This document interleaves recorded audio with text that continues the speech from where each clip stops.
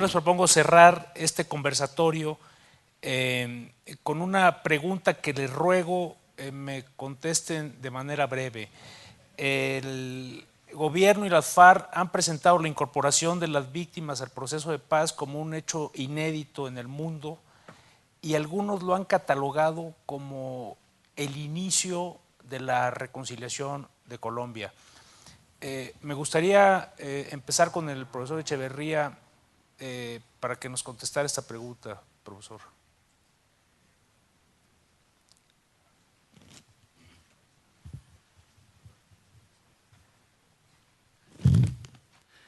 Por lo que yo conozco, lo que son los procesos de negociación, la presencia de las víctimas físicas, digamos, todavía es muy básica, muy inicial, y es un poco difícil saber qué podrá pasar, porque pueden pasar. Primero, yo creo que siempre tiene la presencia real, material de las víctimas, siempre provoca impacto, revuelo, etcétera, pero pueden pasar dos cosas. Una, que las víctimas influyan en lo que es proceso de negociación estratégica, de modo tal que ahí quepan la posibilidad de suavizar la perspectiva puramente estratégica de cálculos de juegos de poder para que aparezca la justicia debida a las víctimas y a través de la justicia debida a las víctimas, la justicia en general, y eso sería absolutamente estupendo. Y también puede pasar que las víctimas sean fagotizadas por las dinámicas pues más amplias, más aireadas, más constantes que pueda haber en la negociación. Yo creo que habría que estar atento a qué va pasando y en cualquier caso a ir planteando cada vez más la presencia activa de las víctimas, pero eso con algo que en el País Vasco lo estamos viviendo mucho. Las víctimas no tienen una opinión compartida y no tienen una opinión compartida de hacia dónde tiene que avanzar el tema, digamos, de la resolución del conflicto. Fundamentalmente, sobre todo, desde dos puntos de vista, desde concepción de la justicia, si quieren tener justicia retributiva dura, la pregunta que es, no, me voy extendiendo, justicia retributiva dura, justicia transicional o justicia restaurativa, y la otra pregunta, las connotaciones partidarias que dentro de ellas puede haber. Entonces hay que plantear primero, cuando estés como víctima, por favor, deja de lado tus connotaciones partidarias, haz ese esfuerzo. Y en segundo lugar, aparece pues, a partir de ahí un debate sobre qué entender por verdad, justicia y reparación como derechos de las víctimas. Gracias. Don Jairo, como si te quedaran dos líneas en tus apuntes. Bueno, es innegable que la población víctima de la violencia ha ganado mayor participación en el caso de colombiano hasta el punto de llegar a las negociaciones de paz, a participar. Yo me preguntaría un poco en las condiciones en las que lo hacen y las condiciones y las relaciones de poder sobre las cuales deben desarrollar su agencia social y política. Creo que era distinto cuando una víctima del nazismo se paraba frente a su victimario, que entre otras creía que estaba cumpliendo era la labor de Estado, o sea, en él no tenía ninguna responsabilidad, algunos de ellos están cumpliendo era una orden y cual funcionario la hacía sin discutir, cuando el aparato militar fue derrotado y cuando el sistema político nazi cayó, no los nazistas, pero el sistema político como tal cayó, es decir, y tenía un aparato de justicia internacional respaldando lo que estaba haciendo. Aquí la víctima se ha tenido que parar, la población víctima de la violencia se ha tenido que parar frente al comandante paramilitar en las audiencias de justicia y paz y el comandante paramilitar mandándole razones. Cuidado habla, cuidado dice. Ahorita los que van a salir, parece que han dicho en algunas regiones, vamos a ir detrás de los que nos delataron. O cuando la víctima se tiene que parar frente a su victimario a sabiendas de que en la región donde está, la estructura de poder a la que él pertenece está tal cual ejerciendo su poder. Ahí creo que hay una asimetría de las delegadas a La Habana, de las personas delegadas creo que ya han sido amenazadas 3 o 4, solamente por participar en este espacio de negociación. Le interceptan el teléfono a Humberto de la Calle, o sea, no es un problema solamente de la población víctima de la violencia, sino que estamos hablando de las condiciones reales de poder en las que este proceso se está desarrollando y qué tanto esos sectores están dispuestos a negociar o no. Los militares, por ejemplo, están muy molestos con las versiones sobre el conflicto armado que las víctimas están dando y están preparándose académica y políticamente para presentar su versión a la sociedad. Es decir, ahí, vuelvo y repito, no tenemos condiciones asépticas, así como lo decía Subiría, para el desarrollo de este trabajo, sino que se vuelven a reactivar incluso discusiones muy fuertes en la sociedad. Gracias. Resumiendo un poquito, creo que es una muy buena mala idea. Por estas razones, en realidad, porque pretende borrar o obviar que el conflicto sigue, que en algunos casos esas personas a las cuales se les han restituido tierras terminan es con un bien caliente, ¿no? Es como si uno hubiera sido el dueño del edificio Mónaco y después lo coge Pablo Escobar y después se lo devuelven a uno. No, gracias. En otros casos, en el caso surafricano, donde trabajó una amiga mía en la Comisión de Verdad y Reconciliación, ese enfrentamiento realmente produjo unas condiciones supremamente complicadas, supremamente dolorosas, porque no iba a haber ningún tipo de reparación y en algunos casos no iba a haber ningún tipo de vergüenza de nada.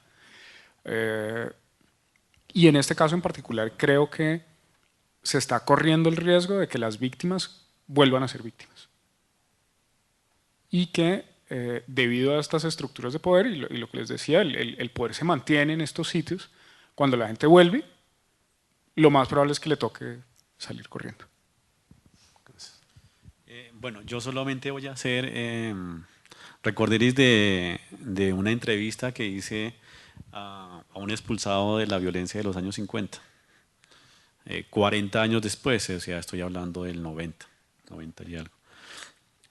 Y le preguntaba por qué no había vuelto al lugar de origen.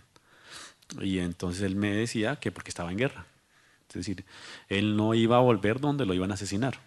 Y estamos hablando de 40 años de distancia y estamos hablando de una persona que huyó a los 18 y llegaba casi a los 60 y que haya construido ya toda una familia. Entonces yo creo que en el caso nuestro, en el caso de esta sociedad que lleva 70 años más o menos en un conflicto intenso con una víctima que ha heredado a su siguiente generación el relato, ¿sí? Y esa seguramente ha alcanzado a eso, pero además que sistemáticamente han seguido llegando nuevas víctimas que han seguido heredando, ¿sí? Y que a esas viejas víctimas, como las que yo trabajaba en la ciudad, se les preguntaba y preferían no contar 30 años después, ¿sí? Y cuando algunas empezaban a contar, lloraban profundamente y era difícil contenerlas.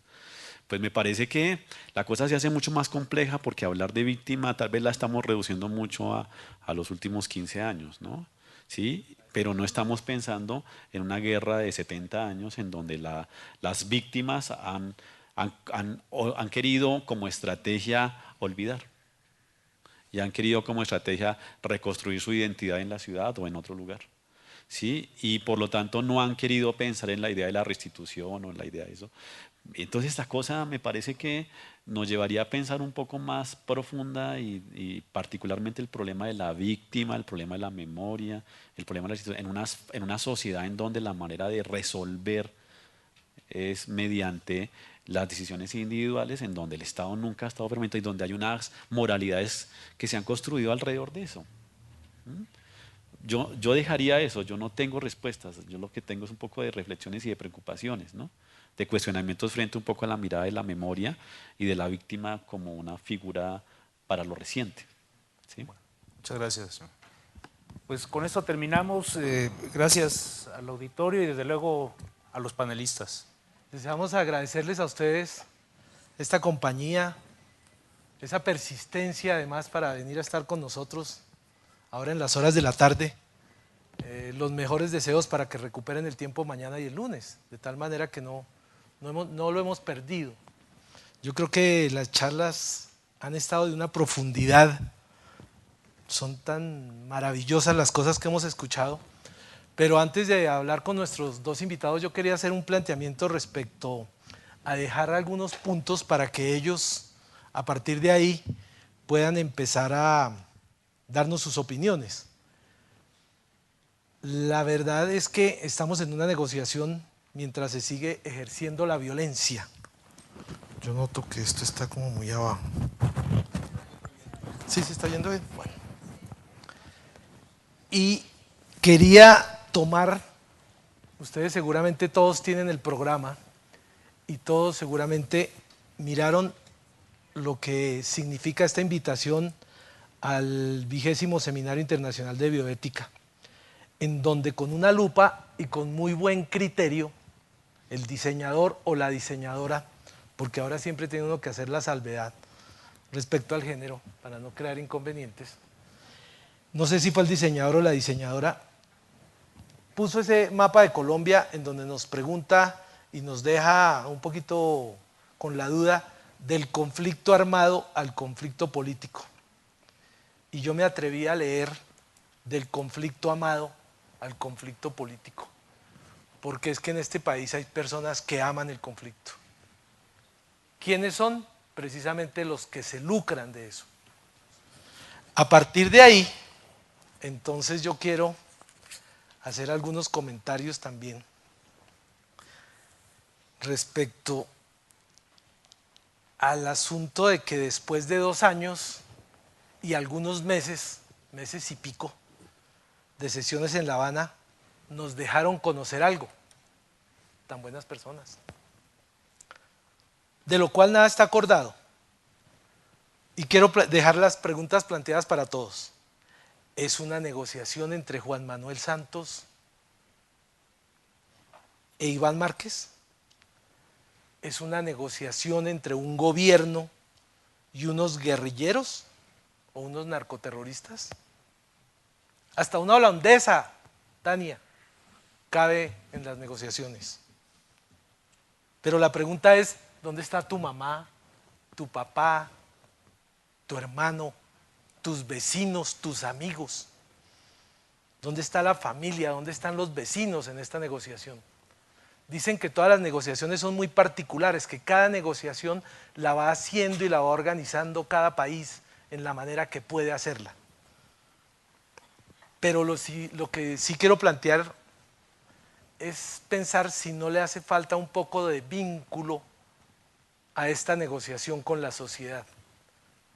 Si esta universidad no hubiera hecho esta charla, probablemente no hubiéramos escuchado lo que hemos aprendido en el día de hoy. Y son muchos los espacios que probablemente se hayan perdido precisamente por esa negociación que aparentemente era secreta. ¿Qué hubiera sido, por ejemplo, de la campaña política si hubiéramos sabido más del proceso de negociación? Seguramente hubiera sido diferente la campaña política. Después de 2 años, esta semana restablecen el Consejo Nacional de Paz, del cual se dice, según el señor presidente, que va a tener acciones pedagógicas. Después de 2 años caen en cuenta que un proceso de paz debe tener acciones pedagógicas.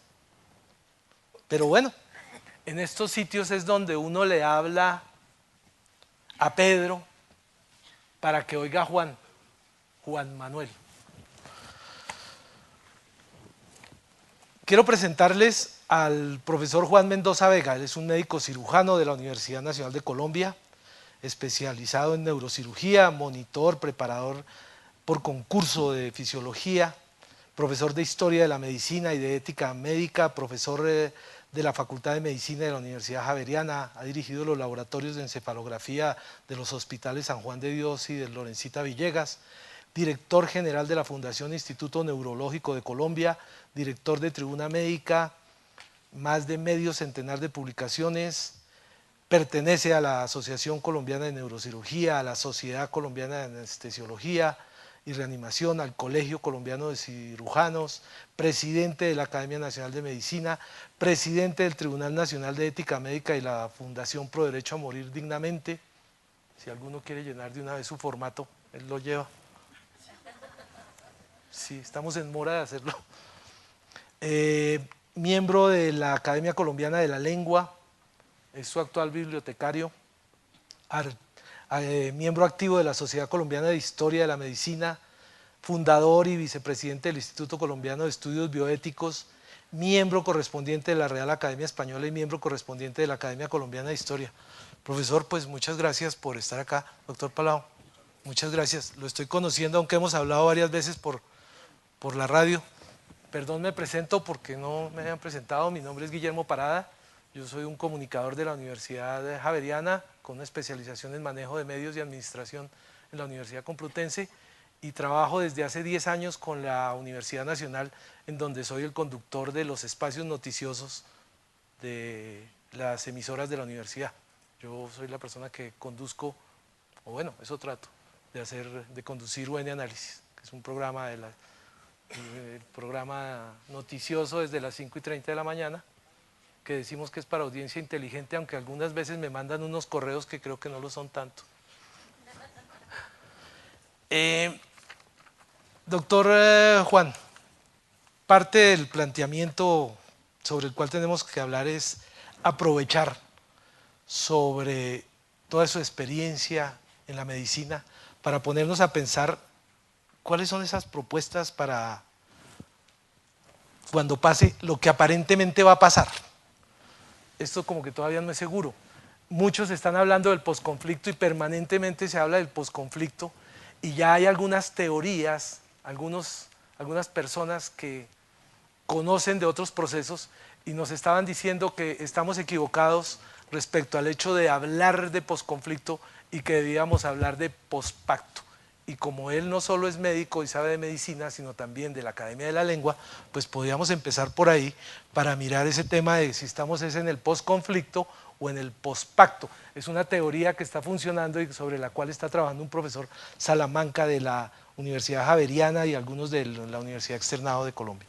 Adelante, doctor Juan. Pues yo creo que todavía no estamos ni en lo uno ni en lo otro. Seguimos en lo mismo pasado. En la esperanza de que lleguemos alguna vez a uno de los dos, que probablemente con nombres distintos será una misma cosa. El término de una etapa dura, dolorosa, maltratadora como pocas de nuestro país. Pero yo creo que no debemos en este momento ponernos a discutir en asuntos semánticos porque tenemos cosas más graves que hablar.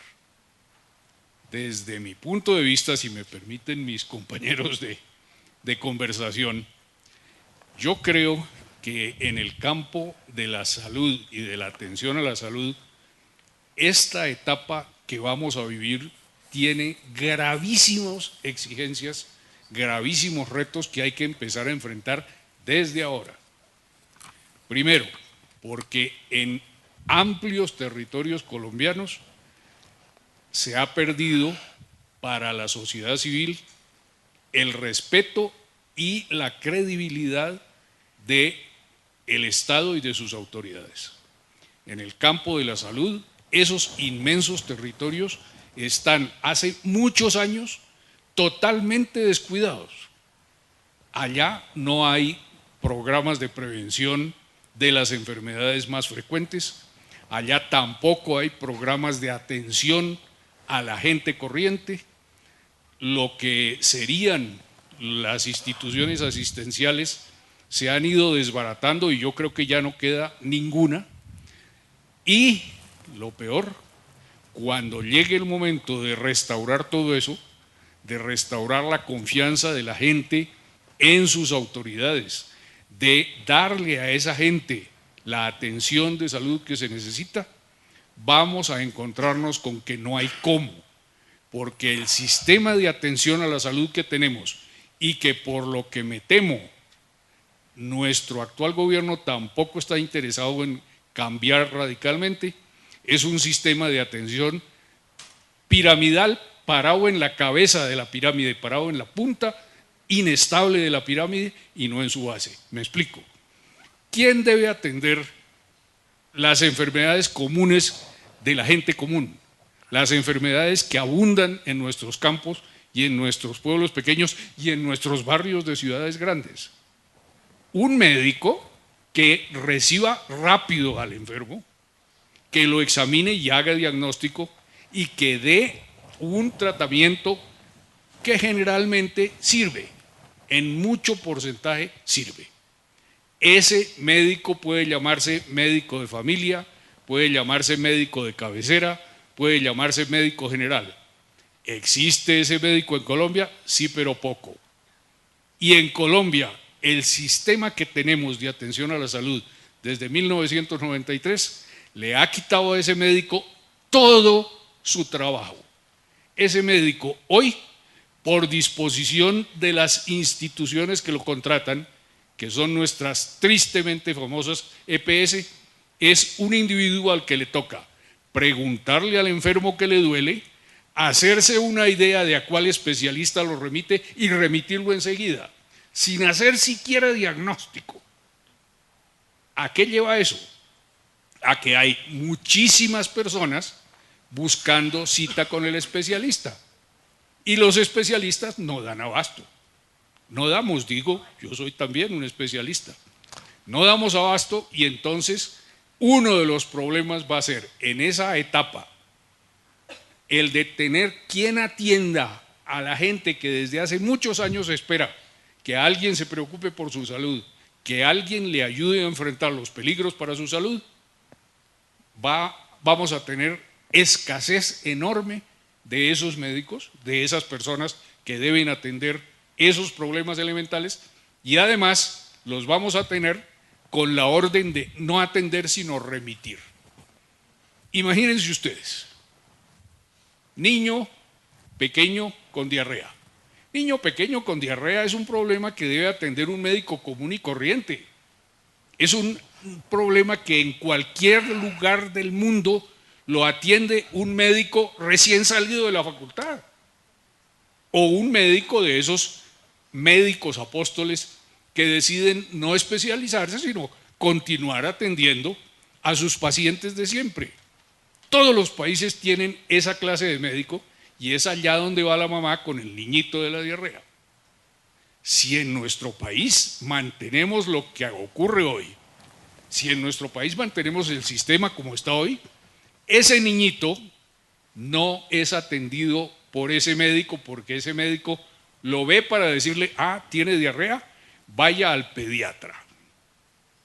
Ya eso reduce el número de personas, de médicos que lo pueden atender, y además, si seguimos por el mismo camino, muy pronto le va a tener que decir el pediatra, no es conmigo, es con el gastroenterólogo pediatra, es decir, con un especialista de la especialidad. ¿A qué nos lleva? A que el niñito con diarrea, que lo puede ver el médico mañana, si el médico vive cerca de donde está el niñito enfermo, que puede curarse con lo que ese médico le ordene, va a empezar el camino hacia el especialista de la especialidad que lo puede ver dentro de 6 meses. O el niñito se muere en los 6 meses, o cuando llegue a la cita del especialista, ya se ha curado, porque sí, porque hay muchas diarreas que pasan maltratando y dejando molestias, pero que pasan solas. Entonces, una de las primeras cosas que vamos a tener como reto en esa etapa, llámese posconflicto, llámese pospacto, desde el punto de vista de la salud, es que necesitamos el cambio del sistema para que la gente que vive en esas zonas donde va a presentarse esta situación de posconflicto o pospacto, reciba la atención pronta, útil, efectiva que necesita. Ese cambio debe darse porque se necesita en todo el país y con mayor razón en la zona de posconflicto o de pospacto. Doctor Juan, alrededor de todo esto, ¿qué va a pasar con la salud mental? Pues que vamos a tener que comprender que la salud mental es parte de la salud. En nuestro país estamos actuando hoy de una manera muy simpática como en la Europa del siglo XII o XIV, cuando el loco estaba sano pero loco. Si uno no tenía, además de la locura, una úlcera de la piel o una terrible tos o alguna cosa, uno estaba sano aunque estuviera loco. Nosotros estamos haciendo exactamente la misma clase de análisis. La salud mental es parte de la salud del individuo y en el sitio donde hay conflicto actual, esa salud mental está sometida hoy a unas tensiones terribles que sin duda tienen que reflejarse en la persona que está en esa condición. De manera que en la situación de posconflicto o pospacto, la salud mental como parte de la salud general va a necesitar atención y va a necesitar mucha atención para muchas personas que se van a quejar de ese campo específico de un problema de salud mental. Doctor Juan, gracias, ya volvemos con usted. Quiero presentarles también a Carlos Velasco. Él es un ingeniero electrónico de la Escuela Naval de Cadetes de Cartagena, tiene unas maestrías en Ingeniería Electrónica y Gerencia Financiera y especialización en Planeamiento Estratégico de la Universidad Naval de Posgrados de Monterrey. Fue vicepresidente de Asuntos Corporativos y gerente de Seguridad y Continuidad del negocio de BP Exploration Colombia y posteriormente Kion Energía. Ha sido oficial de la Armada, ha sido director del Departamento de Desarrollo Institucional y Planeación Estratégica de la Armada, secretario privado del Ministro de Defensa y director del Departamento de Investigación y Desarrollo de la Armada. Él posee una amplia experiencia en ese tema de la aplicación y la sistematización de la responsabilidad social. Doctor Velasco, muchas gracias por estar aquí en este evento. Queríamos que usted tocar ese tema del papel y la responsabilidad empresarial en todo esto que tiene que ver con las propuestas para ver si algún día culminamos con nuestro conflicto. ¿Usted sí cree? Y es que yo quería empezar por ahí, y además sé que no es culpa suya, podría ser más culpa de la ANDI, podría ser más culpa de pronto los grupos económicos. ¿Usted sí cree que los industriales, el sector productivo del país ha estado pendiente y ha aportado lo suficiente cuando solo se benefician de las situaciones tributarias con exenciones y como que les ha faltado meterse un poquito más la mano al bolsillo para acabar esta sociedad tan inequitativa que tenemos y que se dificulte cualquier posibilidad de arreglar esto? Porque además ya esta semana nos hicieron las cuentas. Uno de esos activos senadores de la República, ese simpático y dicharachero Roy Barreras, ya hizo las cuentas. Algunos académicos habían dicho que el posconflicto nos va a costar 58 billones de pesos. A él le dan 90. Eso sería mejor preguntárselo a él, pero pues pongo las cifras como referencia de lo que nos está llegando. Eso sería tan fácil como dividir 90 billones de pesos entre 45. No sé a cómo nos toque a cada uno, creo que a 2.000 millones. De a 2.000 millones a cada uno, entonces pues los vamos alistando para esa vaca. Adelante, doctor Velasco. Gracias, Guillermo.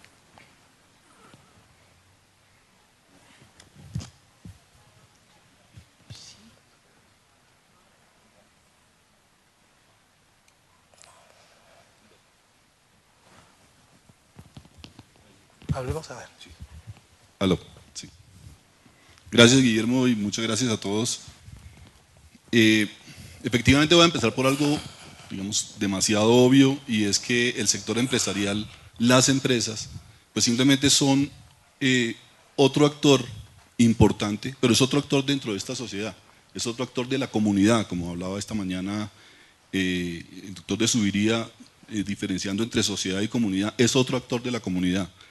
Y mucho más en un país como Colombia, en donde en los últimos 50 años o más, ese sector empresarial, esas empresas, desde la tienda de barrio hasta pues, la empresa más grande de este país como Ecopetrol, han tenido que vivir en un conflicto.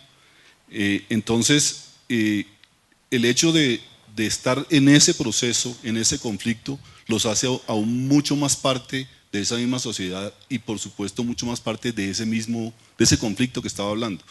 Y ahí las empresas han actuado como hemos actuado las personas en este país, asumiendo diferentes roles. El primer rol que han asumido muchas empresas, como muchos de nosotros, muchas personas, es el rol de víctimas.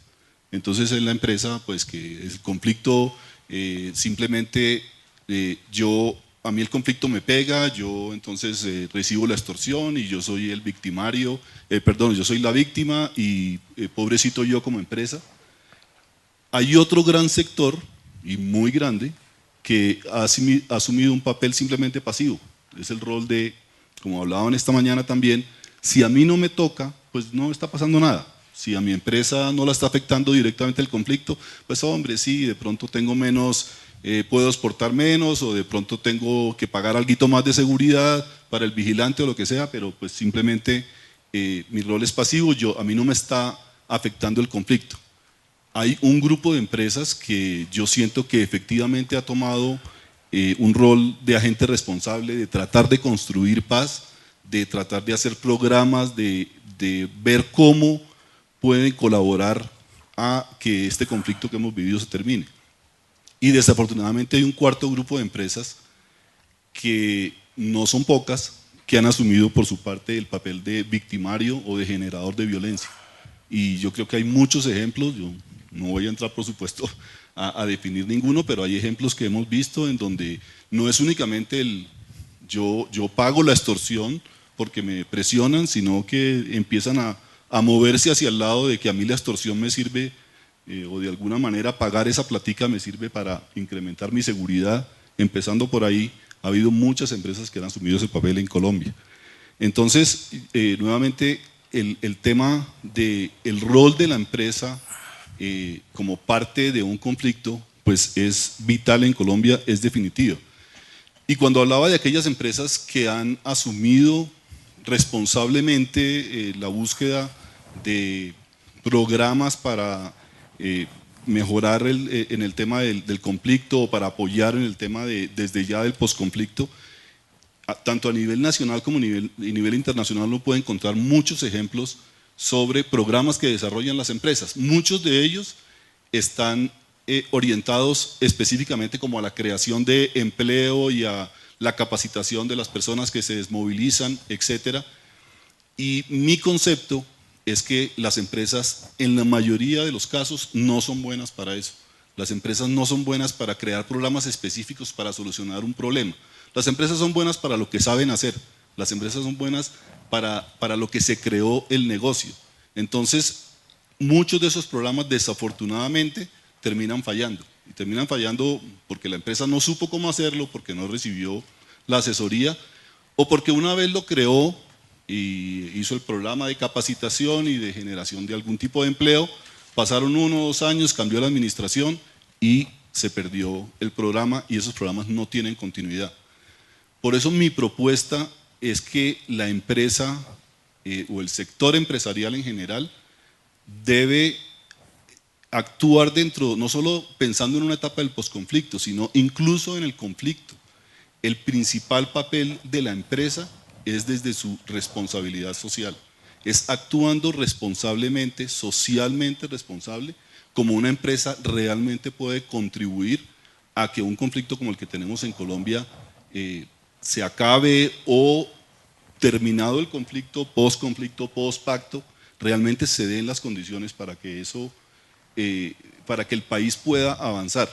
Y yo digo socialmente responsable pensando en una concepción holística de la responsabilidad social. Desafortunadamente cuando las empresas y cuando la gente oye hablar de responsabilidad social, inmediatamente lo lleva a inversión social. Es que responsabilidad social es eso de inversión social, la fundación, donar la plata, todo eso, y eso no es responsabilidad social. Doctor Velasco, pero ¿qué tanta profundidad puede haber en el concepto de responsabilidad social para que entren precisamente a participar en eso? Porque es que hoy en día nos han venido vendiendo el asunto de que la responsabilidad social es darle los mercados a los niños y a las familias, o organizarles el equipo de fútbol, el paseo para diciembre, o de pronto hacen un comercial en televisión y nos cuentan que tienen responsabilidad social porque pautan en Caracol y en RCN.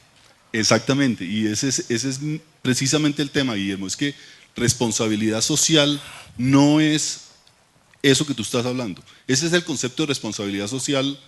Vendedor Viejo, el de crear imagen. Que yo creo que hay dos cosas muy diferentes entre crear imagen, vender, eso es muy fácil y como tú dices, pautar y comprar pauta, y el concepto de reputación. Y el concepto de reputación, pues tú periodista lo sabes más, hay una cantidad de definiciones, a mí me gusta una muchísimo que es hacer las cosas bien y que se sepa. El que se sepa no está mal, hay que empezar es por hacer las cosas bien. Y cuando yo hablo del concepto de responsabilidad social, por eso digo que ha evolucionado, ha pasado de ese asistencialismo a un concepto que utilizaron las empresas posteriormente y que incluso todavía se utiliza y no es que esté mal digamos, en el fondo, y es el de licencia social para operar. Entonces la empresa necesitaba obtener una licencia social para operar y pensando en eso empieza ya a mirar cuáles son sus impactos, cómo es que es su relación con sus trabajadores, cómo es que es su relación con la comunidad, cómo se relaciona con el gobierno local o con el gobierno nacional.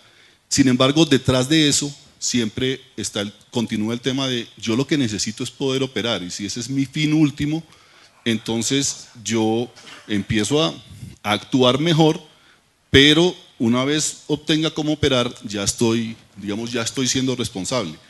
Y definitivamente ese concepto de responsabilidad social es un concepto que también que ha ido evolucionando, pero que también hay que eliminar o por lo menos progresar más, y es que la responsabilidad social, y aquí me voy yo a cómo ha venido migrando el concepto, y últimamente con la norma internacional de responsabilidad social, en donde se habla de que la responsabilidad social es la responsabilidad de una organización, y ojo que estoy hablando de organización, no estoy hablando de empresas, de cualquier organización, de esta universidad, de la empresa, pero también del Estado, y la responsabilidad del hospital es la de entender cuáles son los impactos que generan todas sus decisiones y todas sus actividades, trabajar mediante un comportamiento ético, un comportamiento transparente, por supuesto tomar en consideración las expectativas de todas las partes interesadas, de todas las partes con quien se relaciona, y buscar que su actuación sea coherente con todas las normas, tanto nacionales como internacionales, y que esa actuación finalmente la lleve a la práctica en sus relaciones con toda la sociedad. Pero más importante aún es que todo esto que he dicho, si no hace parte, si no es sistemático en el comportamiento de la empresa, si es algo que aparece de vez en cuando y vuelve y desaparece, el concepto de responsabilidad social vuelve y se va al suelo. Si una organización realmente, desde que planea su nuevo producto, hasta que planea construir la planta, hasta que dice dónde va a construir el edificio, y todos hemos visto, o cómo lo va a construir, o bajo qué normas lo va a construir, y todos estamos viendo ejemplos de esto últimamente en los medios, si eso no está integrado éticamente y sistemáticamente en el comportamiento de la empresa, no hay manera. Entonces, regresando a lo que, de pronto a lo que tú decías, vienen nuevos conceptos, y hace un par de años el señor Michael Porter, el gurú de los temas empresariales y de los negocios con Kramer, sacaron una nueva teoría, y es que la responsabilidad social, eso no es, ahora se llama hay que generar valor compartido. Y desafortunadamente estos temas se vuelven moda y empiezan a oír a todas las compañías o a muchas compañías que dicen, es que lo que vende es eso. Entonces, si yo quiero crear imagen, entonces yo voy a hablar ahora de mi política de responsabilidad es la generación de valor compartido. ¿Y qué es eso? Y no profundizan más. Y cuando uno se va a mirar a estos señores, es una publicación en Harvard Business Review y, digamos, gente que sabe mucho, pero cuando uno se va a mirar, entonces lo que hablan es que la empresa, para ser responsable, lo que tiene es que crear productos responsables, crear productos que se lo compre la mayoría de la gente y que le sirvan a la mayoría de la gente, modificar su cadena de suministro de manera que pueda hacer que más gente trabaje en ella, o crear clústeres de empresas a su alrededor para generar más empleo. Entonces, si uno dice, si eso es la responsabilidad social, definitivamente hace falta muchísimo en ese concepto.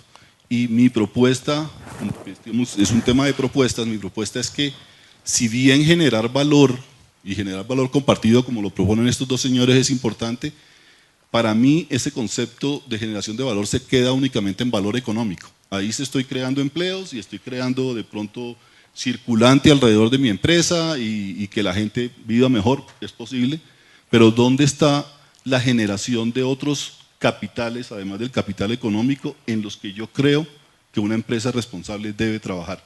Y ahí me refiero a capital humano, desde tener gente que, si yo tengo trabajadores en mi empresa Yo no puedo pensar que esa gente viene únicamente, llega a las 8 de la mañana, se va a las 5 de la tarde y después de 1 o 2 años es la misma persona que llegó a trabajar hace 2 años. Yo tengo que de alguna forma generar espacios de capacitación, en valores, en temas, en conocimientos para ese trabajador. O sea, no hay forma que una empresa pueda decir que es responsable hacia afuera cuando uno mira hacia adentro, y esto es como el tema de la educación viene de casa. Una empresa no puede salir a publicitar su responsabilidad social cuando uno mira muchas veces lo que está sucediendo dentro de la empresa. El otro tema para mí es generador de capital social. Una empresa, mucho más nuestras grandes empresas mineras, petroleras, en la caña, en las papeleras, etcétera, trabajan todo el día con la comunidad y generar capital social en esa comunidad, generar ese pegante que es el que une a nuestras comunidades. Las empresas tienen la capacidad de hacerlo y tienen la forma de hacerlo, generar cohesión social, generar confianza con las comunidades. Capital ecológico es otro tema en donde las empresas tienen que trabajar. Yo creo que hay unas que lo hacen muy bien, otras que desafortunadamente no es así. Y uno último que hablabas tú, me hiciste la pregunta, y es generar capital reputacional. Yo creo que una empresa, no importa el tamaño que sea, debe trabajar en eso. Y no estoy diciendo únicamente hacia adentro. Yo tengo experiencias trabajando con comunidades en donde… Perdón, ¿a qué nos referimos cuando hablamos de capital reputacional? Porque además me suena como la niña que preguntan que qué es y dicen, no, reputadísima, eso es otra cosa. Exacto, sí, eso es diferente.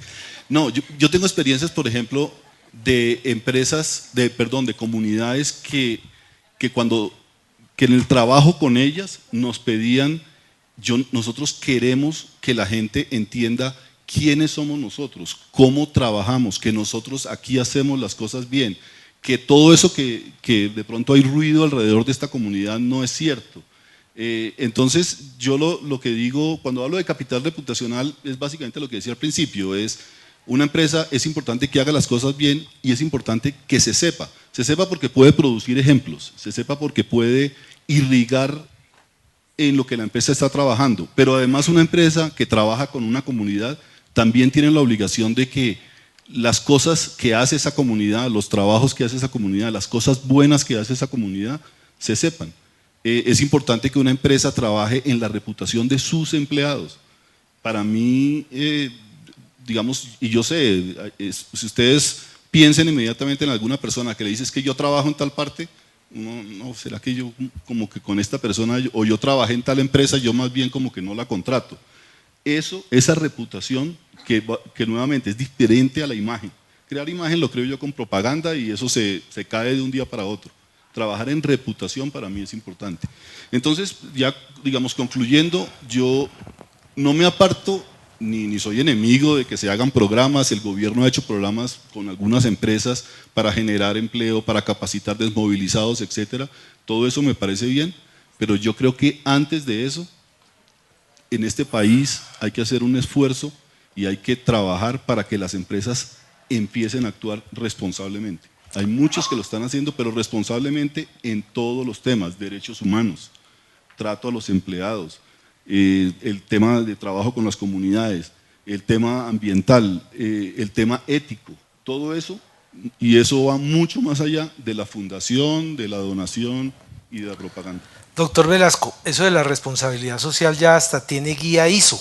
Hay una guía ISO, una norma que indica cómo se debe aplicar la responsabilidad social. Y estaba pensando yo por agregarle además, para que no nos vayamos a dormir, que esta sección hasta debería estar patrocinada por Pacific Rubiales.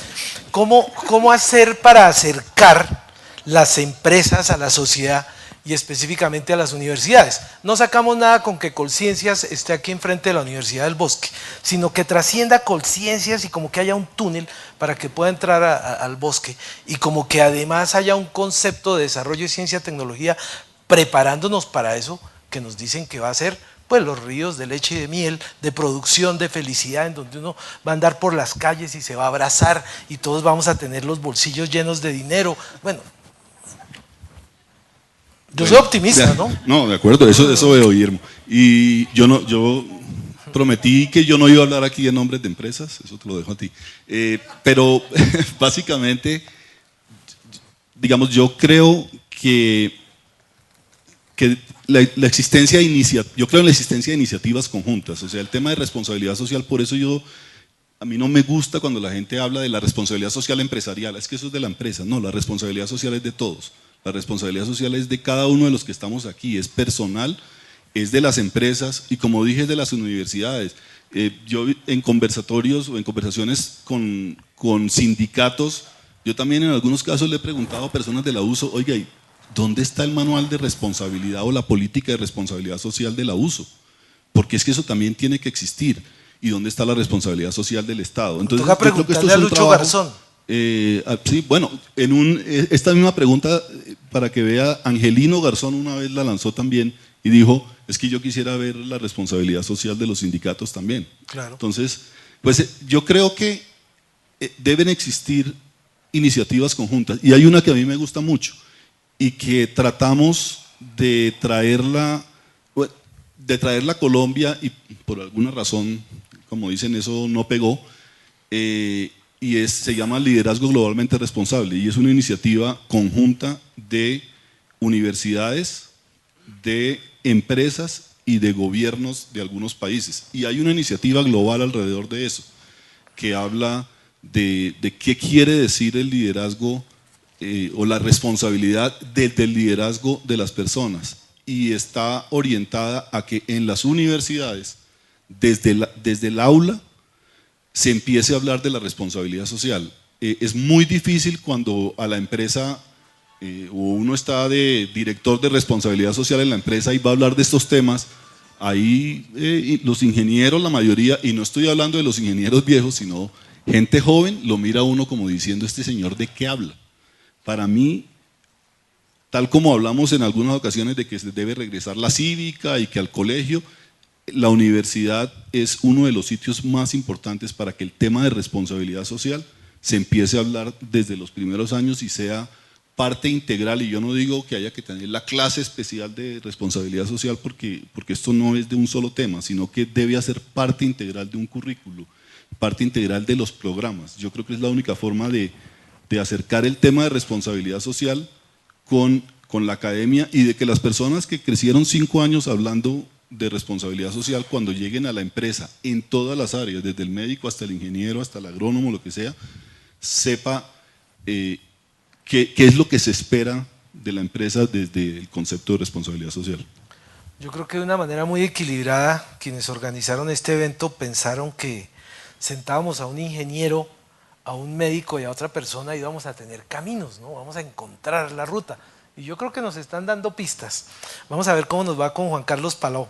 Él es un abogado de la Universidad del Rosario, es magíster en políticas públicas en América Latina de la Universidad de Oxford. Actualmente es consultor independiente, ha sido coordinador del área de construcción de paz y posconflicto de la Fundación Ideas para la Paz desde el 2007 hasta el 2013.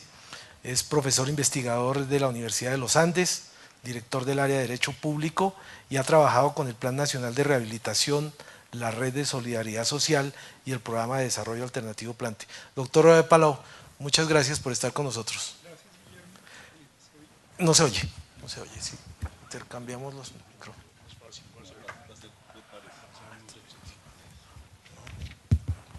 Bueno, pues muchas gracias. Yo quisiera corregir un poco el currículum en el sentido de que algunos de los cargos que usted me atribuyó son del pasado, no actuales. Sí. Ah, no hice la mención de que había sido y que había trabajado. Bueno, sí, yo entiendo. Bueno, muchas gracias, Guillermo. Entonces, no, pues pero es que eso sí que nos da pie para poder hablar, porque usted ha estado ahí, conoce, como decían Martí, conoce el monstruo por sus entrañas. Ah, sí, bueno, un poco, no tanto. Bueno, en todo caso yo quiero agradecer al director de posgrados de bioética, el doctor Escobar, y a Arturo Liévano, que me cursó también la invitación muy amablemente. Yo no pude estar en el día de ayer, pero en el día de hoy he estado, pues la verdad, muy, no podría uno decir divertido, porque uno no tiene que divertirse con este tipo de temas, pero la verdad ha sido una aproximación muy interesante porque me da la sensación que ha sido una aproximación de textura abierta. O sea, me parece que aquí hay más preguntas y más inquietudes y más anhelo de darle cabida a la complejidad del conflicto en el que estamos involucrados que llegar, digamos, como a imponer puntos de vista y líneas claras de acción, porque creo las vamos a necesitar, pero también hay que saberlas construir con una cierta delicadeza. Yo me voy a referir a una cosa que podría ser, digamos, las macrotendencias de opinión. Suena un poco pedante, pero básicamente es la opinión que las encuestas nacionales recogen de los colombianos, yo acotaría y diría de los encuestados, sobre el conflicto, sobre la justicia transicional, sobre la posibilidad de que los guerrilleros desmovilizados puedan intervenir o iniciar una actividad política, y me pareció pertinente analizar estas encuestas porque finalmente el tema, digamos el título pues de este evento es un poco el tránsito de la lucha armada a la contienda democrática o a la lucha política democrática. Entonces voy a hacer primero una síntesis, no voy a poner cifras ni nada, sino tendencias de lo que dicen las encuestas. Acto seguido voy a hacer una interpretación obviamente personal y subjetiva sobre lo que yo considero que son contradicciones de esas tendencias de opinión, y finalmente voy a ofrecer una interpretación de esos hechos que es más, digamos, una explicación muy somera y con ganas, digamos, plantearla como en términos un poco polémicos. Lo que yo quiero decir es que las encuestas que le han preguntado a los colombianos, ¿usted qué opina de la solución del conflicto? ¿Tiene que ser militar o tiene que ser política? Primera pregunta. Segunda pregunta, en caso de terminar el conflicto, ¿usted sería partidario de que los jueces le otorgaran un tratamiento especial a aquellos guerrilleros o a aquellos combatientes que han cometido graves delitos de lesa humanidad con el ánimo de superar el conflicto? Segunda pregunta, que es el tema, digamos, de cuál es el papel de la justicia penal en este proceso de transición, que algunos dicen, bueno, estamos hablando de justicia transicional, algunos no, digamos, es un tema que se ha ido posicionando bastante. Y finalmente viene el tema de si pueden o no hacer política. Entonces, en cuanto a lo primero, es claro que en Colombia casi siempre las encuestas han demostrado que la gente tiene una propensión mayor a solucionar el conflicto por la vía política. Esa mayoría, curiosamente, se mantuvo incluso durante la época del gobierno del presidente Uribe, pero, digamos, era una mayoría precaria, porque a su lado, muy cerca, venía la opinión de quienes querían terminar o creían que el conflicto armado se tiene que terminar por la vía armada o por la vía militar. Desde que se inició el proceso de negociación con las FARC, la mayoría partidaria de la negociación política se ha incrementado. O sea que de alguna forma están avalando la decisión del presidente Samper. Bueno, y en las últimas elecciones pues ya se vio que definitivamente se le dio el aval a esa posición. De manera que ese es un primer punto de partida. Ahora, cuando ya a la gente se le pregunta, como les decía, bueno, ¿y usted qué opinaría de que a los guerrilleros se les diera amnistía, indulto, o se les diera un tratamiento benigno, etcétera? Bueno, ya hoy en día la gente sabe perfectamente que la comunidad internacional y que los tratados internacionales no permiten los indultos y las amnistías cuando estamos hablando de graves crímenes de lesa humanidad, de graves violaciones de derechos humanos o de infracciones al derecho internacional humanitario, particularmente cuando se trata de crímenes de guerra. Entonces la gente pues tiene un patrón o una referencia que es la ley que reguló la desmovilización de los paramilitares. Entonces la pregunta es, bueno, de todas maneras la gran mayoría quiere efectivamente que a los guerrilleros se les aplique por lo menos la misma cárcel que se les aplicó a los paramilitares. Hay una minoría que quiere que se les aplique más sanción y más castigo a la guerrilla, y hay otros que preferirían que se les diera un trato más benigno a la guerrilla por ser guerrilla. Lo cierto es que la gente quisiera tener la misma justicia ordinaria aplicada para los crímenes y delitos cometidos en los últimos 50 años con ocasión del conflicto. En el fondo, eso es lo que uno percibe. Mejor dicho, si a mí me dejaran, yo aplicaría total justicia sin ningún tipo de flexibilidad, sin ningún tipo de favorabilidad. Y por último viene el tema de la participación en política. No, desde luego no. O sea, la mayoría sostiene que no deben, pues para sintetizarlo en la famosa emblemática frase, no queremos a Timochenko en el Congreso, ni tampoco en el Consejo de Bogotá, ni en el Consejo de Villavicencio, ni de alcalde de Mitú, ¿sí? O sea, no los queremos. Bueno, entonces, ¿cómo interpreto yo, cómo leo yo estas tendencias? Yo las leo en la siguiente clave.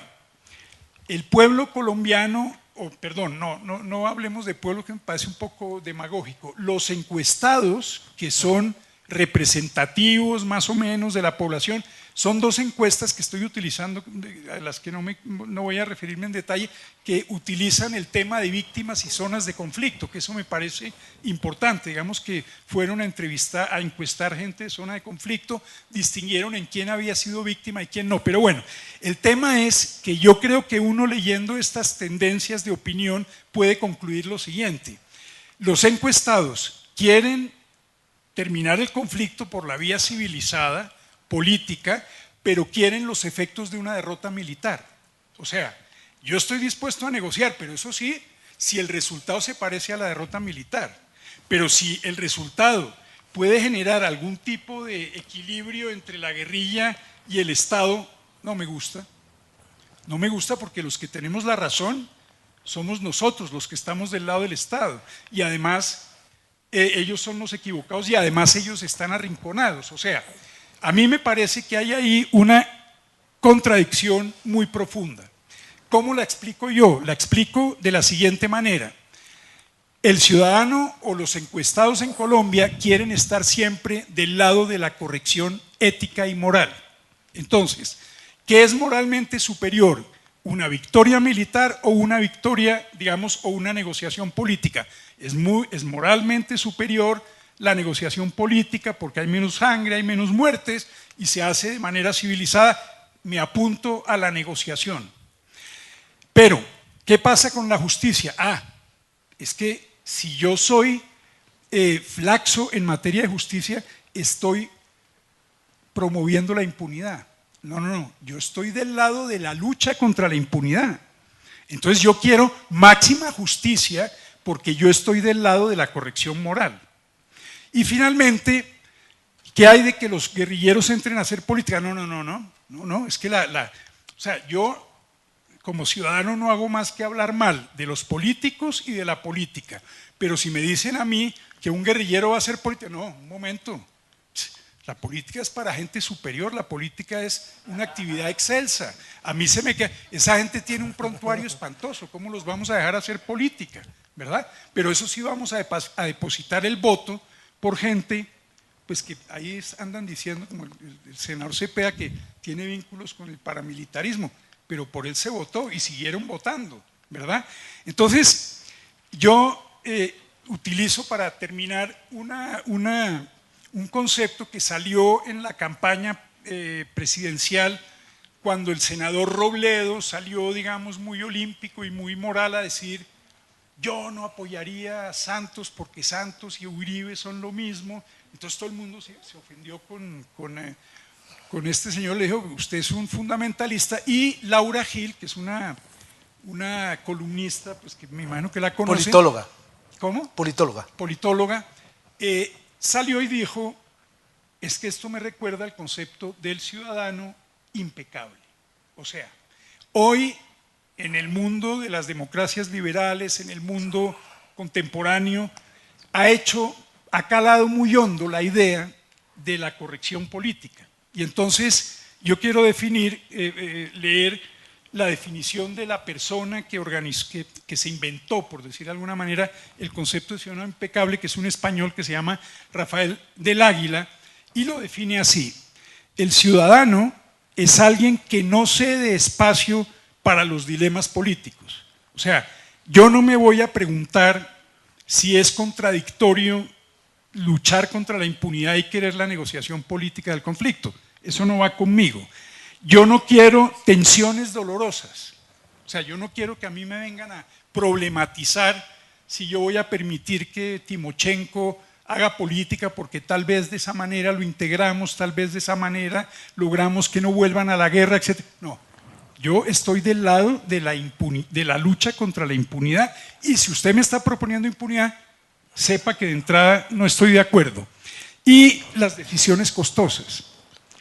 Entonces, concluye diciendo, cree que se puede mantener fiel a todos los ideales todo el tiempo y en toda circunstancia.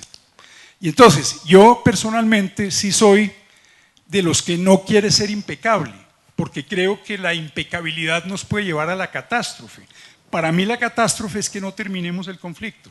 ¿Por qué? Por defender narcisísticamente nuestra superioridad moral. Entonces, tenemos que, listo, sentémonos a negociar, pero eso sí me los mete a todos a la guandoca y además no les permite hacer política, mejor dicho, los borra del escenario político. Eso es, entonces, el coordinador del conversatorio esta mañana pensaba, ¿y usted qué cree que va a votar la gente? En estas circunstancias, la gente no va a votar positivamente un acuerdo con las FARC. O sea, no va a ser, porque si las FARC llegan, los negociadores del gobierno dicen, mire, qué pena con ustedes, pero se me van a ir 15 años a la cárcel. O sea, chévere, somos amigos, hemos hecho una buena negociación, pero me salen de aquí directo a la Modelo o a la cárcel de alta seguridad que les vamos a construir, lo que sea, ese día se acaba la negociación. Entonces, si la negociación ha de seguir, hay que crear algún tipo de negociación sobre sí o no, no o sí. Yo, repito, para terminar, quisiera, creo que he dicho ya varias veces que voy a terminar, pero... No, está siendo impecable.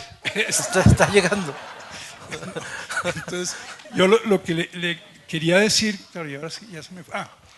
Aquí se habló esta mañana de Weber, el doctor de Subiría, Sergio creo que habló un poco despectivamente de Weber, pues claro, es un personaje bastante, digamos ya, pues la ética y la disciplina de investigación ética ha evolucionado mucho, pero yo rescato esa diferencia que hace Weber entre la ética de conciencia y la ética de convicción.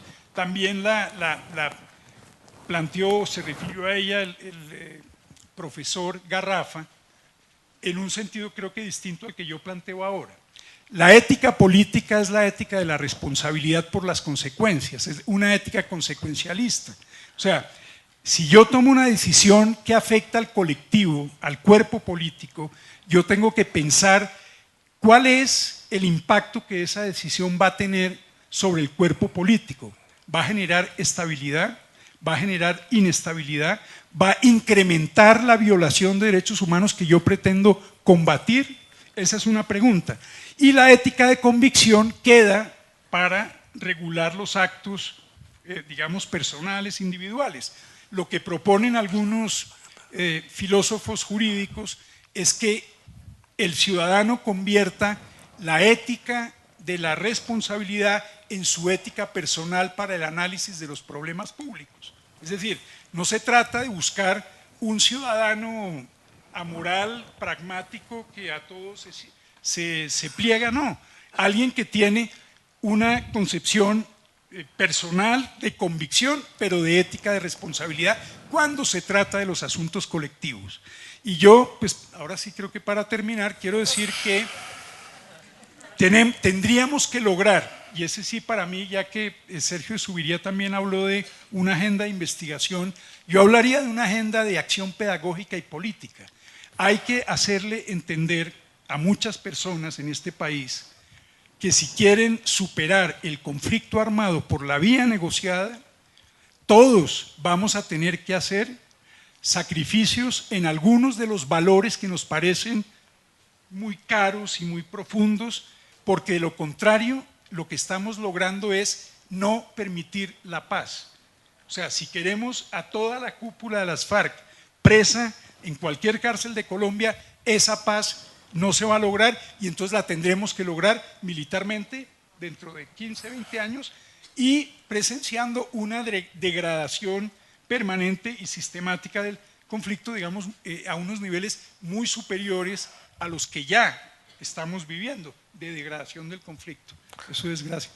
Cuando uno es multihablante, recibe comentarios como este que estoy recibiendo en mi teléfono, en donde un amigo, que prefiero no mencionar, me pregunta cómo le fue, porque sabía que venía para acá, ¿sí? ¿Cómo le fue?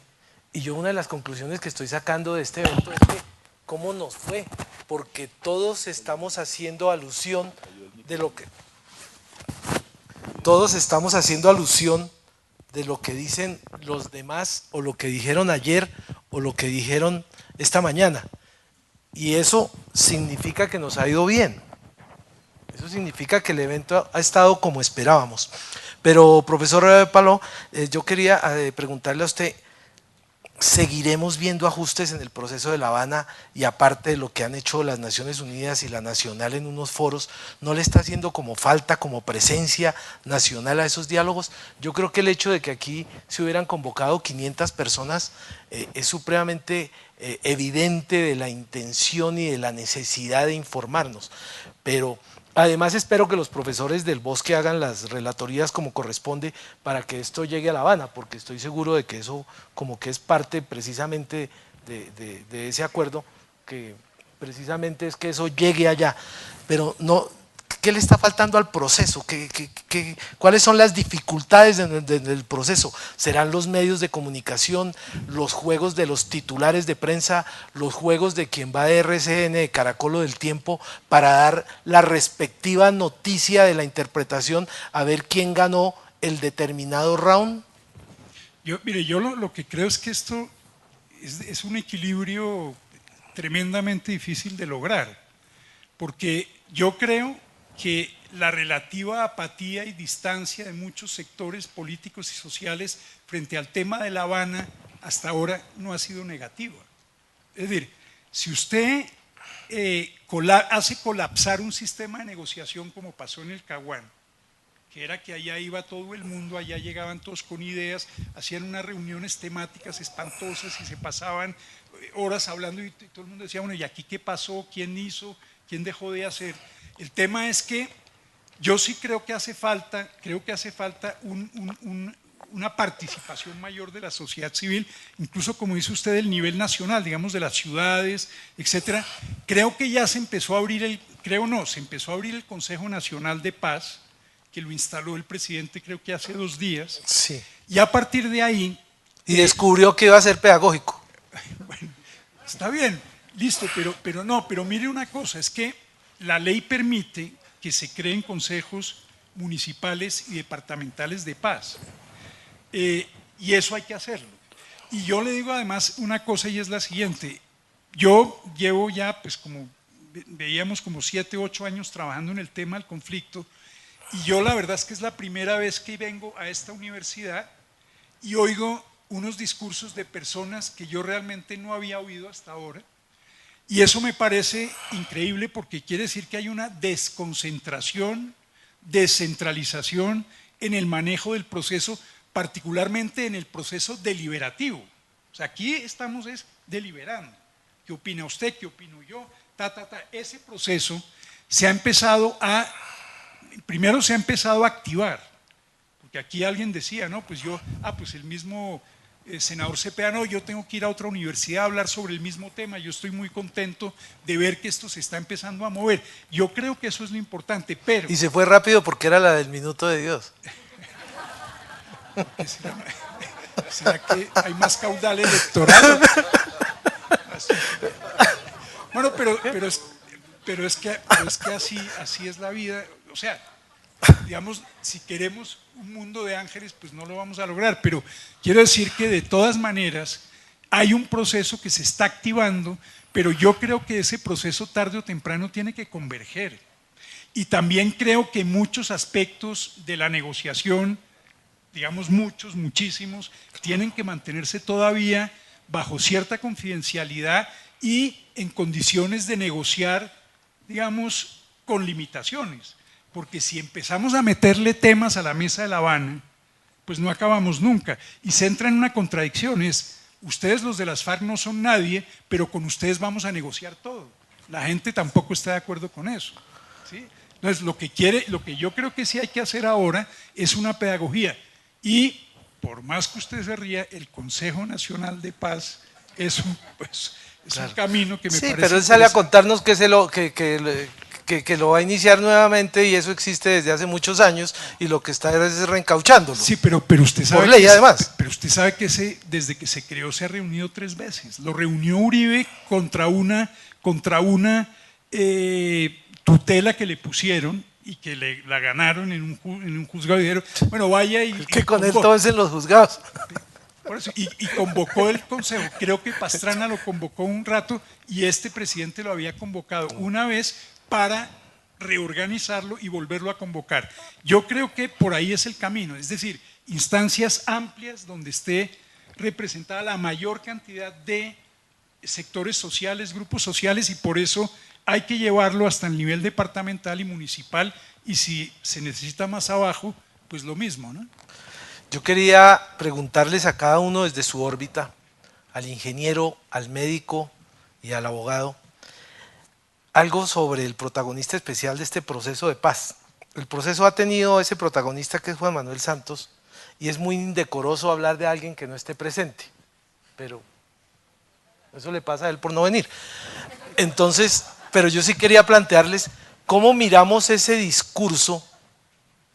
De pronto el profesor Juan nos podría iniciar con el asunto del análisis psicológico del personaje, desde el punto de ver esos dobles mensajes. El mensaje que se traslada a la ONU, se encuentra en la ONU en una reunión de cambio climático, nos echa el cuento de la paz, y aquí por dentro entonces está funcionando otro discurso en lo que tiene que ver con lo ambiental. Y así sucede permanentemente en casi todas sus acciones. Yo no le van a contar que estoy diciendo que él es bipolar, pero esos dobles discursos, Pachito, sí, pero es que entonces de familia, pero ese doble discurso que estamos observando, cuando él es la persona que aparentemente se inventa el tema de la paz, hace su campaña por cuenta de la paz, dice que espera antes de morir haber sellado la paz y sea la bendición y todo. Y cómo mirar ese discurso que además contempla y resiste y aguanta a su ministro de Defensa, quien de civil quiere oficiar como ministerio, como ministro de Guerra. Entonces, profesor Juan. No, yo no puedo intentar un análisis de ninguna clase del presidente, en primer lugar porque tendría que ir a examinarlo. Y ya tuve la experiencia con el vicepresidente en una ocasión ampliamente conocida, y examinar una alta autoridad es imposible porque no se dejan. Pero yo sí creo que en este aspecto de lo que tenemos que hacer ahora y de lo que se está proponiendo, hay dobles y triples discursos. Eso es cierto. Y esa duplicación o triplicación del discurso me parece que nos está llevando a un terreno en el cual unas personas hablan de filosofías, hablan de posiciones filosóficas, hablan de si convendría desde el punto de vista. Otras personas con más cercanía a la realidad proponen conceptos como los de la responsabilidad social, como los de la conciencia social que hay que ir formando sobre todo aquello que nos atañe. Y una tercera visión del asunto es qué vamos a hacer de verdad, qué vamos a hacer realmente desde todos los puntos de vista, porque yo tengo que volver a mostrar que sin esperar a que lleguemos a la etapa famosa en la cual parezca que terminó el conflicto, desde el punto de vista de atención a la salud de los colombianos, hay muchas cosas que hay que hacer ya para estar preparados, teniendo un país atendido adecuadamente en cuanto a salud, que pueda extender esa atención a la salud a las áreas de ese país que hoy no se pueden cubrir porque allá no se puede llegar sin que tropiece uno con los famosos actores armados del conflicto. Entonces yo creo que la duplicación y triplicación del discurso existe. El señor presidente, como todo político, es un experto en esa clase de polidiscursos, pero realmente no estoy muy seguro de que él tampoco sepa cómo salir de ahí. Bueno, yo creo que lo aproximaría desde el mismo tema, del mismo concepto que estoy hablando yo de responsabilidad social, y es que creo que no hay nada más difícil en el actuar de una persona o en el actuar de una empresa y que se dice responsable, que es ser coherente. Eso, digamos, es de los temas más complicados, y por eso yo también hablaba de que la responsabilidad social tiene que volverse un concepto sistemático dentro de las empresas y un concepto sistemático dentro de las organizaciones. Tiene que estar realmente, voy a utilizar un cliché, dentro del ADN de las organizaciones. Y yo creo que aquí precisamente es mucho de eso lo que falta. Juan decía ahora que es parte del discurso político, hoy decir una cosa y mañana decir otra. Yo siento que precisamente lo que hay ahí es que en muchos casos la gente empieza a ser incoherente y las empresas empiezan a ser incoherentes cuando no analizan responsablemente el impacto de lo que están haciendo, y no analizan responsablemente el impacto no solo hacia las generaciones de hoy, sino hacia las generaciones futuras. Entonces las personas, y tú pones un ejemplo, Guillermo, o las organizaciones empiezan a dar como palazos de ciego, dicen por ahí, en una dirección y en la otra, porque a medida que se van encontrando con la dificultad y el impacto que no analizaron, entonces empiezan a cambiar en una dirección y en la otra.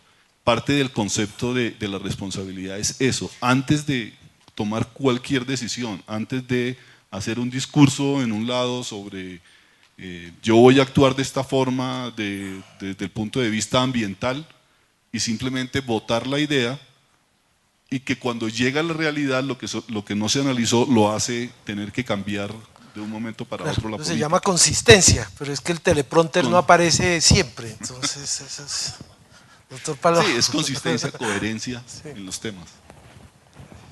No, yo realmente, pues, al igual que usted, creo que es lamentable ese conjunto de contradicciones, digamos, garrafales, además muy graves en el sentido de, es que, ¿qué pasa si arrasamos el ambiente? Hoy, por ejemplo, ya se habla de que si se termina la presencia de los grupos armados, léase FARC, por ejemplo, en la Macarena, bueno, pues allá entran buldóceres, ganaderos, petroleros, etcétera, etcétera, porque el gobierno no va a tener, diría, ni la capacidad, probablemente ni la voluntad de impedir que eso se produzca. Pero yo diría en ese sentido que, pues sí, realmente un problema del proceso de paz es Santos. Porque yo me pregunto qué ocurriría si Santos fuera un líder carismático y lanzado y convincente como Uribe, pero para la paz. Porque lo que yo me pregunto es, nos metimos todos, bueno, respeto a los que siempre fueron críticos, yo empecé más o menos como condescendiente con el gobierno de Uribe y después obviamente me volví antiuribista, pero quiero decir que ¿por qué este país se volvió tan entusiasta de la guerra? Y con la paz, sí, no, mejor dicho, no, eso sí, a mí no me va a meter gato por liebre, porque ¿cómo así me está engañando? Pero si me pide que vaya a la guerra, no, eso sí, deme el tambor y salgo con la bandera, así, vamos a acabar con las FARC. En el discurso de Santos, en el de su posesión, el hecho más aplaudido por el auditorio fue cuando habló de las fuerzas militares. La exaltación que hizo, y habló de los héroes. Y los héroes, porque, o sea, ahora resulta que ser héroe es estar en el ejército. Yo con mucho respeto… Y no mencionó la Marina, además, fue Bueno, un gusto. además, Sí, es que le faltó. Eso ya era, estaba Claro. inhabilitado porque él tenía interés, había sido de la Marina. Bueno, pero el tema es que yo me pregunto por qué Colombia, que lleva muchos años diciendo, llevamos 50 años de conflicto armado, hay que acabar el conflicto armado, y ahora decimos, oiga, como que se va a acabar. ¿Cómo así? No, eso, el narcotráfico va a seguir, la pobreza va a seguir, la desigualdad va a seguir. Entonces no hicimos nada, pues terminemos lo de La Habana. O sea, si desarmar y desmovilizar y reorientar a una fuerza política militar, política muy pequeña, militar todavía relativamente capaz de dañar, si eso no es hacer nada, pues no hagamos nada. Porque sí, claro, hay que meterle muchos otros discursos, pero yo me pregunto qué hace la teoría de la responsabilidad empresarial frente a la existencia de actores armados en lo local con poder eficaz y enfrentándose al Estado y enfrentándose a las empresas. Pues entonces, oiga, Estado, ayúdeme. ¿Sí? O sea, digamos, todos los discursos de construcción de paz en los distintos niveles son valiosos, pero si un Estado logra terminar un conflicto armado, ese es un avance increíble si lo logra terminar por la vía negociada. Ah, que van a quedar las FARC-CRIM. Ah, no, que va a seguir habiendo una cosa. Ah, bueno, entonces no hagamos nada. Pero sí, es que una parte de la violencia negociable en Colombia es la de la guerrilla. Las demás, bueno, ahora el fiscal quiere negociar con las BACRIM, pero digamos, las demás violencias no son negociables. El fiscal deberá poner a funcionar la fiscalía. Bueno, además, ¿no? Bueno, exacto, sí. pero quiero decirle que de todas maneras, yo no entiendo por qué de repente, después de hablar de 50 años desesperados de conflicto, cuando se nos abre la opción de llegar a la paz, entonces sacamos infinidad de condicionamientos y problemas y tal. Como dice la gente, la guerra une y la paz desune, porque entonces van a venir los momentos de la rendición de cuentas, los momentos de la justicia, de la reparación, y ahí un poco todos nos asustamos. Y desde luego, mientras más rabo de paja, pues se tenga, más susto hay. Pero yo sí diría que creo que hay que, digamos, darle claro, en las elecciones se demostró que la gente apoya el proceso, pero a la hora de la verdad la gente lo mira muy desde la barrera y con gran desconfianza. ¿Quién sabe qué estarán negociando allá? ¿Quién sabe en qué pésimo resultado va a terminar esto? Y podría ser. Pero yo personalmente creo que el proceso hay que apoyarlo, que hay que incrementar la participación, controlarlo más, incidir más en su desarrollo, ¿no? Muchas de las enfermedades de primer nivel eran tratadas por las promotoras de salud, supongo, no sociales, sino por los promotores de salud que la ley 100 eliminó. ¿No sería bueno volver a ellas? Claro que sí, claro que sí. Lo que necesitamos es darle la vuelta a la pirámide para que vuelva a estar parada sobre la base y no sobre la punta. No solo a las promotoras sociales, no solo a los médicos de primer nivel, llamémoslos así para que no se me molesten los médicos especialistas en medicina familiar que se sienten de tercer nivel algunos de ellos. No, a las promotoras sociales, a los promotores de saneamiento ambiental, a todo ese personal que formaba el equipo de salud. El equipo de salud no es un médico, el equipo de salud no son varios médicos, ni siquiera el equipo de salud son médicos y enfermeras. El equipo de salud tiene otros personajes profesionales unos, auxiliares otros, pero que todos tienen que volver a estar actuando, no solo en los territorios que hoy están bajo la situación de conflicto, donde son necesarísimos, sino en todo el resto del país. Nuestro país está obrando en el campo de la salud de una manera totalmente absurda y eso hay que corregirlo. De manera que estoy plenamente de acuerdo. Claro, todo ese equipo de salud tiene que volverse a organizar para que actúe en todas partes y muy especialmente en lo que hoy son zonas bajo la influencia de los actores armados del conflicto. Doctor Velasco, usted representa la ingeniería. Escoja la que quiera porque... Dice, ¿cómo podemos usar la enseñanza de la responsabilidad social para combatir a la corrupción cuando es esa corrupción que existe dentro del gobierno, de las empresas y hasta dentro de la educación que frena los recién egresados de estudio a cambiar la realidad? Bueno, eso es fácil de responder. Yo entiendo la pregunta desde el punto de vista de, yo acabo de salir de la universidad, llego recién a una empresa y aquí hay corrupción, o llego recién al Estado y hay corrupción, digamos, ¿cómo puedo yo trabajar en eso?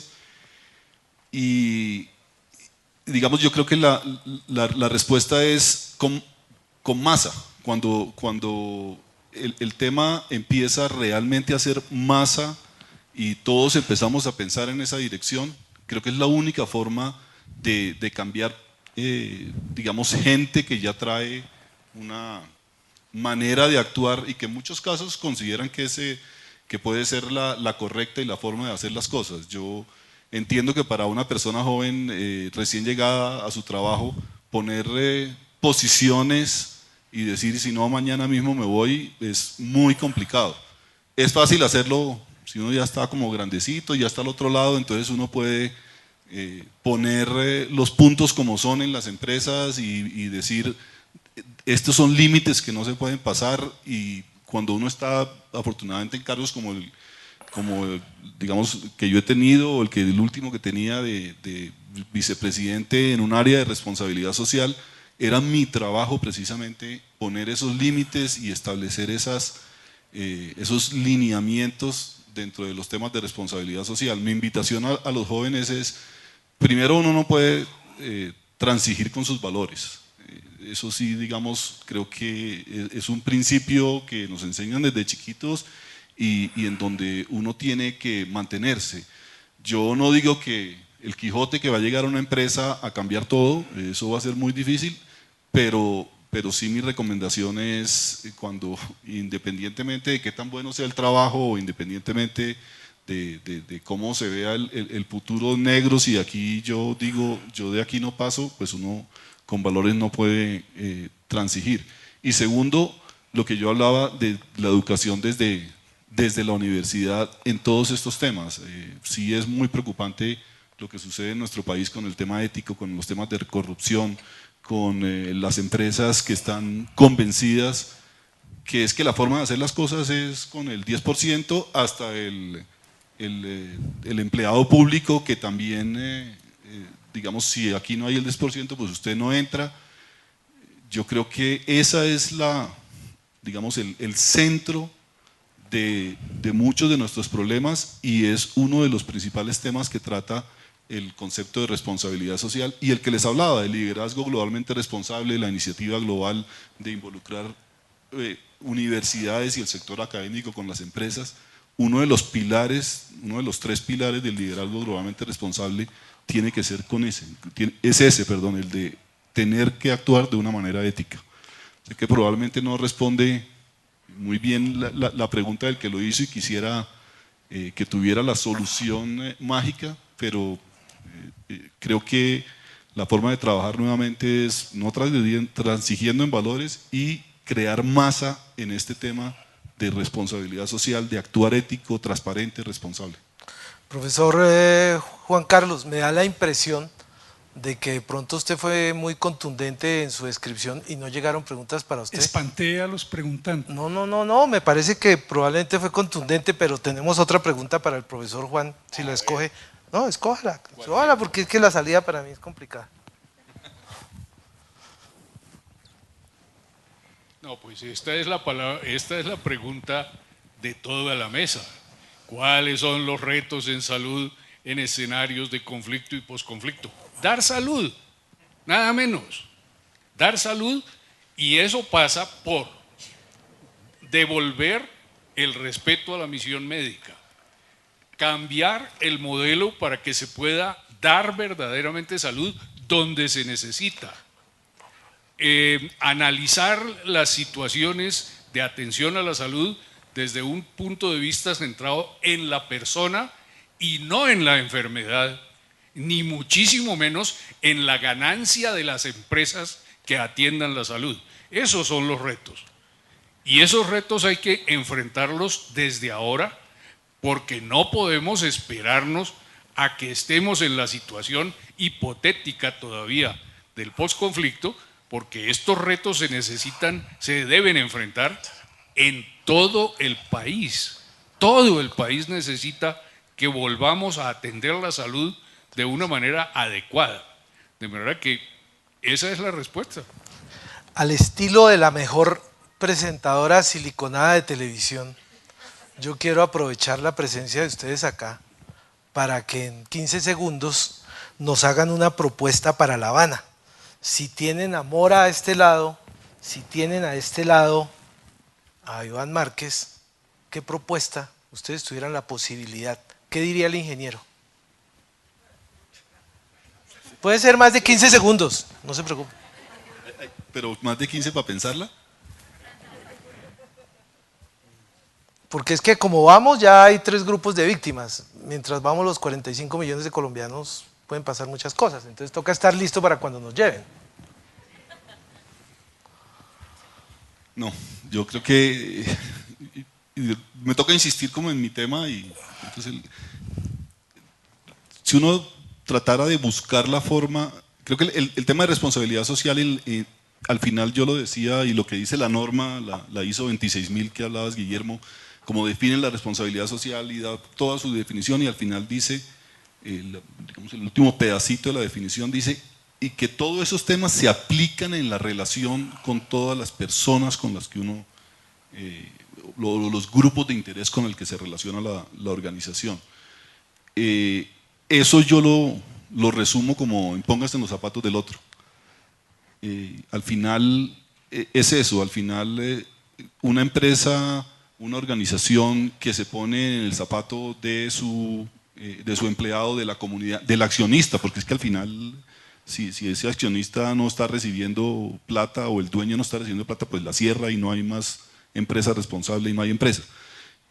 Entonces lo que quiero decir es, yo creo que una propuesta de buscar un actuar responsable en ambas partes en esta negociación es, hombre, busquemos la forma realmente de ponernos en los zapatos del otro y de que se pudieran poner en los zapatos de los 45 millones de colombianos, ambas partes, entender realmente qué es lo que este país quiere y requiere.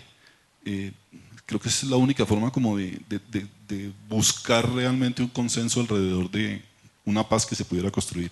Por sus antecedentes profesionales, usted se formaría más del lado del general Mora que del otro lado, ¿no? Indudablemente, pues hay que ver su recorrido profesional. Profesor Juan. Mi propuesta sería para ambas partes, declaren la salud fuera del conflicto, pero ya, es decir, devuélvanle el respeto a la omisión médica, cualquiera que sea el que se esté enfrentando a una situación, y declaren que la atención a la salud es deseo y necesidad prioritaria de todos, porque todos queremos tener salud, porque todos enfermamos y morimos, y por consiguiente no estamos en el plan de no importarnos que la salud se atienda mal en esta zona, que es la de mi influencia. Lo que necesitamos es que declaren la salud un bien fuera del conflicto, un derecho humano fuera del conflicto, y que por consiguiente hagan lo necesario para que eso se cumpla, que no lo veo fácil, entre otras cosas por la cantidad de influencias y de intereses, muchos de ellos simplemente monetarios, que hay en el campo de la atención a la salud. Profesor Juan Carlos. No, yo pues básicamente les diría, les sugeriría que sigan insistiendo en convencer y persuadir a los comandantes de las FARC que la vía armada es absolutamente estéril, aunque destructiva, para producir reformas políticas, reformas sociales, y que entiendan que si hay algo negociado que los beneficia, no es por los 50 años de guerra, porque los 50 años de guerra producen lo que producen las guerras, destrucción y muerte, que si hay algún reconocimiento y algún aspecto que se amplía en su beneficio es por dejar las armas, no por haberlas usado durante 50 años. Profesores Carlos Velasco, Juan Mendoza Vega, Juan Carlos Palou, muchas gracias por habernos acompañado, por estar aquí con nosotros. Creo que fue muy provechoso. Pero antes y ya como cierre del evento, y dentro de esa política incluyente, no populista, dentro de ese sentido de que todos tenemos el derecho de decir algo, de que todos debemos poder hablar y expresar lo que sentimos, queremos llamar a la señora Ubaldina Huertas. Ella es de la comunidad de Ciudad Bolívar y ella nos tiene preparado algo. Buenas tardes para todas y todos. Estamos agradeciendo acá, estamos un grupo no solo de Ciudad Bolívar, pues yo soy líder comunitaria en la localidad de Ciudad Bolívar, pero acá están mis compañeros que pertenecen a otras localidades como es Bosa, Tunjuelito, Suba, no, Usaquén. Nosotros somos líderes comunitarios y vivimos muy empoderados de la problemática social. ¿Por qué? Porque nosotros hacemos trabajo social en los hospitales. Allí donde llega la cantidad de problemáticas en salud, como decía acá el doctor, que no se pueden atender a los pacientes porque la ética ha caído, no, el profesional no puede atender porque cuando llega le hacen firmar que no puede formular porque la EPS no cubre, porque se nos mueren los pacientes en los hospitales porque la EPS no autoriza el traslado de los pacientes a un tercer nivel, a un segundo nivel, donde necesitan la atención. Es un problema social muy grave. Bueno, la cuestión es que ¿qué podríamos hacer nosotros como comunidad, como todos, como dice la doctora Constanza en su intervención? ¿Qué podemos hacer todos para ayudar? Muy sencillo. Nosotros en la localidad tenemos grupos de niños, trabajamos con niños, les enseñamos lo que podemos, lo que sabemos y ellos nos enseñan también muchas cosas que saben. ¿Qué hay que hacer? Seguir trabajando con los niños porque nosotros hemos pensado que los niños son el futuro de un país. Y si educamos al niño desde pequeños, si nosotros tenemos un grupo en Meisen, en el Hospital Meisen tenemos un grupo que les decimos los usuaritos en salud. En el Hospital Vista Hermosa tenemos otro grupo de niños que les decimos los topaquitos. En mi barrio también tenemos otro grupo de niños que también trabajamos y les enseñamos lo que podemos y lo que sabemos en salud. Es muy importante porque el futuro de un país son los niños. Y ellos son los que van a representarnos en un futuro. Entonces, ahí les dejo la inquietud. Y agradeciendo a la doctora Constanza y al doctor Triana por la invitación que nos hacen a estos eventos, por los cuales aprendemos bastante cosas, que también hacemos parte de los comités de ética y también de bioética del distrito. Muchas gracias. Hay un grupo de personas que vinieron desde Yopal. Buenas tardes. Tengan todos ustedes un cordial saludo. La Universidad Internacional del Trópico Americano Unitrópico de la ciudad de Yopal, Casanare.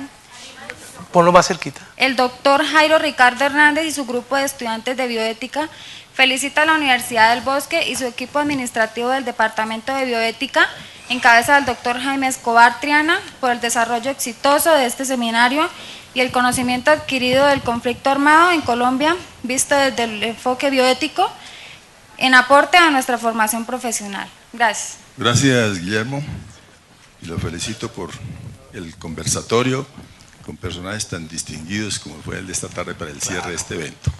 Son valiosos todos los conceptos y las personas muy respetables en sus conceptos y sus opiniones.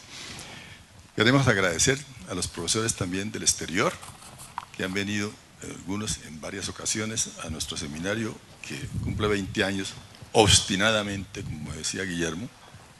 Sigo insistiendo. Sí, es que en una charla que teníamos me dijo, es que yo tercamente vengo haciendo esto. Y le dije, doctor, discúlpeme, hay una diferencia entre ser obstinado y ser terco. Siga siendo obstinado. Bueno, pues seguimos siendo obstinados. Obstinados, como lo hemos mencionado, en la obstinación terapéutica en medicina y en la obstinación jurídica en que se ha empeñado la ley 100, que también hemos escrito sobre eso. Cuando no se puede hacer, porque la ley 100 tiene unos conflictos éticos de base, por eso no puede funcionar. Creo que ya hablaron los representantes de la comunidad que siempre ha hecho presencia con nosotros en Bogotá. Ahora se han unido el grupo de estudiantes de la Universidad Unitrópico de Yopal. Allá hay un representante nuestro formado aquí en maestría, que es Jairo Hernández, que lo mencionaste, que ha hecho una gran labor en nuestra llanura colombiana. Es muy importante tenerle en cuenta esa labor que se ha expandido a través de la bioética.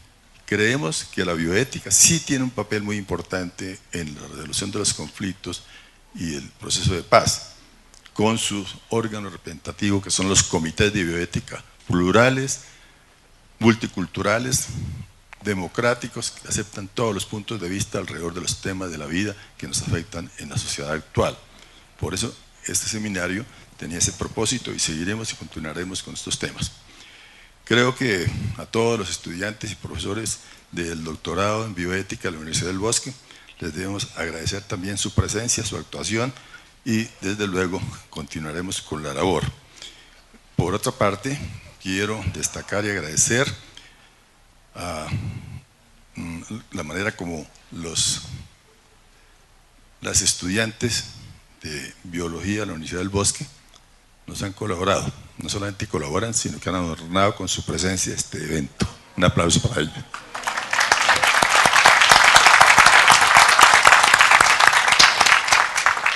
Les agradezco a todos la presencia, muy amables por venir acá, y estas son las puertas de su casa para que siempre estén con nosotros. Muchas gracias. Doctor Escobar, muchas gracias. Y como decía el doctor de Subiría esta mañana, que yo creo que también eso nos hace falta. Beso y abrazo. Gracias por habernos acompañado.